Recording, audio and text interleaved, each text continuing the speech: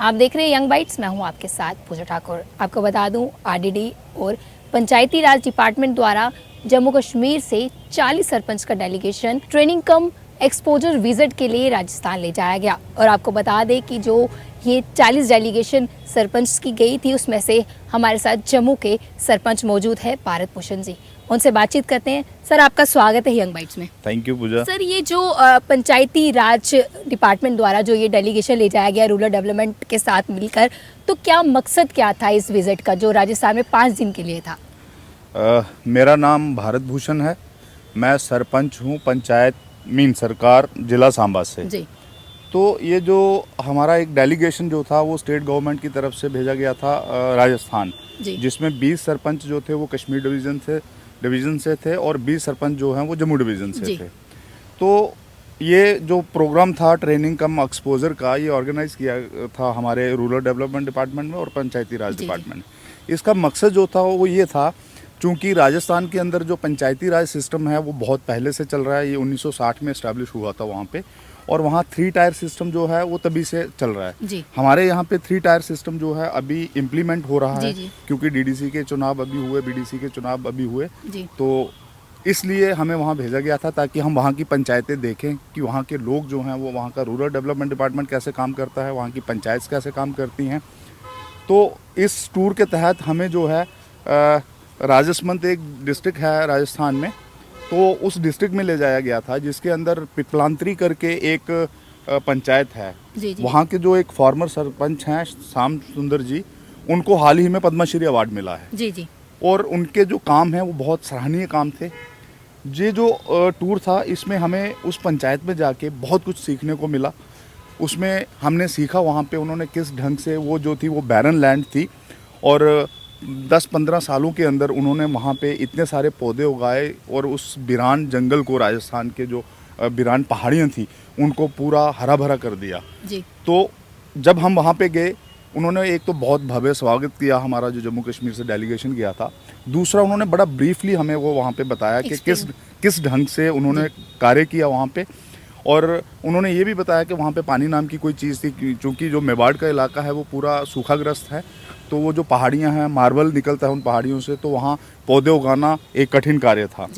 लेकिन उन जो वहाँ की पंचायत थी, उन्होंने एक बीड़ा उठाया वहाँ पे कि भाई पंचायत जो है ये इस इलाके को पूरा हरा भरा करेगी। तो उन्होंने उसमें 2-3 चीज़ें ऐड की।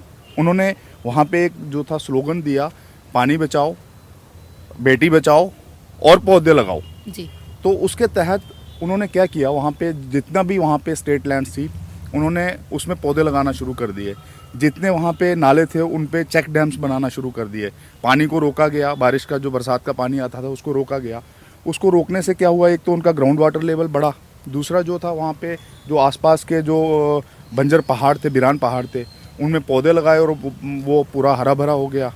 उसके बाद जो थी वहाँ पे एक उन्होंने नई रीत जो थी वो बनाई, जो बहुत अच्छी लगी मुझे।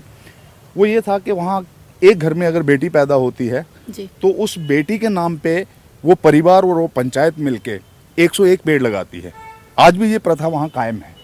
तो ये एक बहुत अच्छा इनिशिएटिव था, जिसके तहत उन्होंने, चूँकि आपको पता है जैसे हमारा इन्वायरमेंट जो है अभी बड़ा प्रदूषित हो चुका है, तो पौधे लगाना बहुत ज़रूरी था। और उनके इसी कार्य के लिए सरकार ने हाल ही में उनको पद्मश्री अवार्ड से सम्मानित किया। पंचायती राज की अवेयरनेस के लिए आपको वहाँ पे बुलाया गया, उसके साथ साथ आपको कई सारी चीज़ें सीखने को मिली। तो किस तरह का आपका एक्सपीरियंस वहाँ का रहा? बहुत अच्छा एक्सपीरियंस था। उसके साथ ही हमें अजमेर में एक पंचायत है गनाहेड़ा करके, हमें वहाँ जाने का मौका भी मिला। उस पंचायत में हमें ये सीखने को मिला कि पंचायतें जो हैं, चूँकि हमारे यहाँ पे जो पंचायत सिस्टम है, जैसे पंचायतें काम करती हैं, तो ये डिपेंड है गवर्नमेंट फंडिंग पे। लेकिन वहाँ की जो पंचायतें हैं वो गवर्नमेंट फंडिंग पे डिपेंड ना होके उन्होंने अपने आप को सेल्फ रिलायंट बनाया है। उन्होंने अपने रिसोर्सेज यूटिलाइज करके अपने जो थे इनकम सोर्सेज खड़े किए, और जो उनको अपना पैसा आता है उसमें बहुत सारी चीज़ें हैं, जैसे टैक्सेस हैं बहुत सारे वो लगाते हैं। उन्होंने पंचायत के अंदर अपनी शॉपिंग कम्प्लेक्स जो हैं वो खड़े किए हैं।